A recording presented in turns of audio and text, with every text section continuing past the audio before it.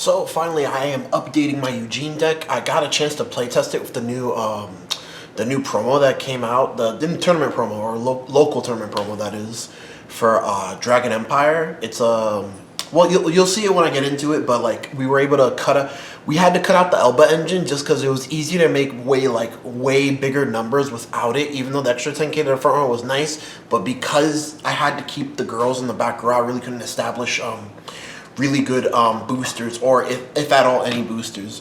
So this deck build probably like draws like less cards, but like hits harder. So let's get into it. For the grade 3s, we are running 3 of Eugene. Of course you're maxing out on copies of Persona Ride, that's obvious, but before we get into it, the ride line, honestly the ride line, this is the only thing in the deck that's not 100% set in stone. The ride line, I could actually change the ride line to the Overlord grade 1 and 2 just to like search a card, like search a grade 1 PG or like search like in Orlando. But then again, like the ride line works really well with Orlando, because if you discard Orlando or like you guard with Orlando or Orlando's retired from your rear guard, when you ride grade 3 Eugene, you're able to just put an Orlando from your drop zone into your soul. So that just like it helps with like really good setup in terms of that perspective. And this deck does Soul Blast a lot. It Soul Charges a lot too, but it Soul Blasts a lot. So the extra 2 Soul is very helpful. 3 Soul if you use the secondary ability. But yeah, getting into the grade 3s, you're maxing out on your 4 Persona Rides and you're maxing out on your 4 Best Harvests. This is your draw engine. It's very important that you have a best it's very important that you proc off at least 2 Best Harvests that get you like 2 to 3 draws at most. Most people, if they're playing against this deck, they know that I'm gonna my turn is trying to pop their entire board, so they know that they're probably not gonna establish a good enough board to whereas I can plus heavy off of this card. But you play it at 4 because it is the draw engine of your deck. I don't play draw triggers. You do not need draw triggers in this deck. It may seem so when you're playing in the early game, but like mid to late game, you running draw triggers would actually deck you out. Like, so that's why we don't run draw triggers in this deck, even though we're not the triggers yet, but you guys know what I mean. Anyways, on to the grade 2s. The grade 2s are the bread and butter of this deck. Play 4 Dustin. Dustin only, now the downside about Dustin is Dustin can only snipe grade 2 or greater rear guards, but that's fine because Dustin soul charges, Dustin gives you a card, and Dustin powers himself up. The most that Dustin can be is 20k by himself. So he's one of your key grade 2s. I usually don't call Dustin out in the early, unless I'm doing like some stupid rush plays to where it's like I'm trying to force my opponent to attack my rear guards because I have like basically like 7 to 8 more copies in like deck or hand that can do the same thing. Playing for the Brachio, this is like one of your best grade 2s in the deck. It works really well with your Eugene's ability because you're able to restand it. It's just very free retire as well, just because her retire cost just costs a Soul Blast. So obviously you want to max out on 4 copies of her. And then I don't have any more room, so I'll just put it right here. And then I'm playing 3 copies of, what's this guy's name? Travis. 3 copies of Travis. Travis works really well in this deck. It helps me feed my soul for sometimes my you don't do it often unless you're against another deck that also like mass retires or like mass like kills board or like sucks your board in like Barrow Magnus. You don't use the second ability often, but if you are against another control deck, that ability comes in clutch very much. And Travis being able to soul charge and get a pop on top of that is very crucial to activate your Brachios, to pay your costs for your Dustins, and all that jazz. So that's why we're only running 3 because he does require to see another retire to be able to pop off. I might play cut a grade 1 to play an extra copy. I'm not sure yet, but 3 feels like a good number. I've never really seemed like in the games that I played tested, it didn't seem like I needed more than 3. 3 seemed like a very okay number. But moving on to the grade 1s.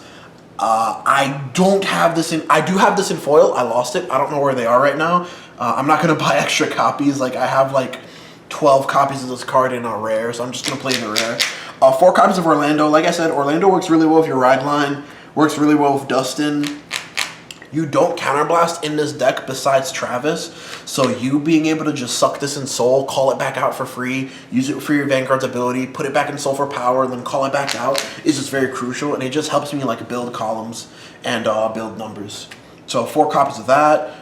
You really need to see this. You need to see like at least one of this. Like it's very crucial for some of your Dustin plays, some of your Vanguard plays, your Eugene plays. And then 4 of the new promo, which really helps this deck makes those powerful strong numbers that it was missing. Because basically what this deck was missing, it was missing to be able to make strong rear guard column numbers. Because it always had a fat Vanguard, but the rear guards were lacking in my opinion. So 4 copies of the new promo, Bolt Shaker Dragon. Now, what Bolt Shaker Dragon does, you might not know what it does because it's a tournament promo. What Bolt Shaker Dragon does is not once per turn, auto, every time that you retire one of your opponent's rear guards, you Soul Blast 1, it gets 5k to the end of turn. So it's just really good. I think the most I've gotten up to was plus 15. Yes? Yeah, the most I've gotten up to is plus 15. Sometimes it is hard to establish a Bolt Shaker Dragon just because like a hand sculpting in the early is very weird because if you open, you want to keep Persona Ride if you have it, you want to keep Best Harvest if you have it, you obviously want to keep the 2s. Orlando, you could ditch Orlando in the early because you could always get it back for your ride line when you ride your grade 3. But it's hard to keep these in the early, but you do want to max out on 4 copies of them. And then for the last grade 1 I'm running 4 Perfect Guards. There's really nothing much to say about this. Perfect Guards help you live, especially the D Perfect Guards. So yeah, onto the triggers. Now this is another, besides like the ride line, like this is my set in stone list for set 5. Like until we get set 6, I don't know if there's any cool stuff that Eugene can play with in set 6. I don't think so. Maybe like one grade 3 that does what Dustin does but for free. But I think this list is pretty set in stone. This deck's place in the meta is also pretty set in stone. I think it's high tier 3, maybe low tier 2. But that's just being very generous because I like the deck. I wouldn't rate it anywhere past 3. It is a very strong deck. It is able to make very strong columns. But there is just some departments where it's lacking, which is in the early game. It is lacking in like hand size power, and I guess that's just one of its main detriments. Also, being a three attack deck that doesn't gain crits by itself, you're relying on checking You're also relying on checking critical triggers depending on the game state. So that's another thing about the deck. But onto the triggers.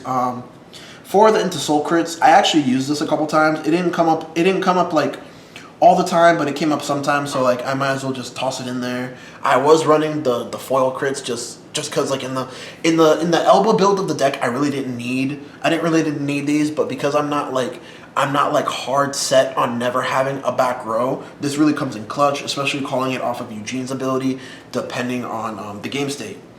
And then 4 more criticals, obviously, because you need crits to win the game, especially since you can only make 3 attacks. That's why it's so important and crucial that I do make these large columns with Travis, with Dustin, with your freaking dinosaur Brachio, if you put it in front of a Bolt Shaker. And then 4 heals. 3 front triggers because you can't play 11 crits. Trust me, I am waiting when Overdress format is ready to be able to run 12 draws, to be able to run 12 crits, to be able to run like 12 fronts. When Overdress format is ready for that, this deck will obviously change in that department, and it would be a really big buff to be able to run 11 crits and to just be able to have those stark numbers that you can create. And then one of the Dragon Empire Overtrigger. This deck doesn't naturally multi-attack, so the extra Vanguard restand is nice. There is times, even with this deck not running any draw control, there's times like I have like the game just grinded out I just couldn't win. I did have an extra turn, but I couldn't win, and I would have died to anything on the next turn. But deck out can happen. That's why I am not playing any draw triggers, even though, again, playing in this deck in the early game, you feel like you need the draw triggers, but when you pass the early game and make it to the mid to late game, you'll realize, damn, my deck is really small right now. But that's really all I have to say about Eugene. Eugene is one of my favorite decks. You could obviously tell from my channel sleeve. It's one of my favorite decks here on the channel. It's one of the decks that I started with that, you know, helped me create this channel in the first place. But sadly, I wouldn't place it anywhere than a high tier 3. It does have still some kinks to work out on. I would guess it's like a little bit field reliant, but not too much. But it can consistently wipe boards, like not like wipe boards, but you know what I mean. It's like it's reliant on retire. It's reliant on seeing your Bolt Shakers, your Dustins, and your Travises to make like these really nice columns. It can be like if your opponent didn't commit anything, it can have like a weak turn 3 because you really do need to retire to pop your stuff off. But that's all I got to say about the deck. Also, ban the Overtrigger. Ban the Overtrigger in both formats because also that the Overtrigger in Overdress, it just really hinders Overdress as a format as a whole, in my opinion. I feel like people don't take Overdress seriously because of the Overtrigger. I know people who downright don't even like give Overdress the time of day, don't even bother to play the format because the Overtrigger's in the format, and they think it's just an Overtrigger reliant format, which is not true at all. But don't forget to like, comment, subscribe, and I'll see you guys in the next one.